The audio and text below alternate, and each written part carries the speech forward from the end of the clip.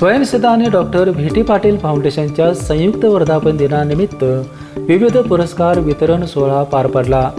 सरोजिनी विश्वनाथ विश्वस्त मंडळाचे अध्यक्ष व्ही.व्ही. पाटील यांच्या हस्ते डॉक्टर सुधा कोठारी यांना कांचनताई परुळेकर स्मृती गौरव पुरस्कार प्रदान करण्यात आला। पुरस्काराला उत्तर देताना डॉक्टर सुधा कोठारी यांनी स्वयंसिद्धामुळे महिलांचे सबलीकरण होत असून या संस्था समाजाच्या प्रगतीचा कणा बनत असल्याचे गौरवोद्गार काढले। याचबरोबर डॉक्टर श्रीकांत शिंदे, लखन जाधव, मारुती रावांडे आणि उज्ज्वला चव्हाण यांच्यासहित एकूण 17 जणांना विविध पुरस्काराने सन्मानित करण्यात आले।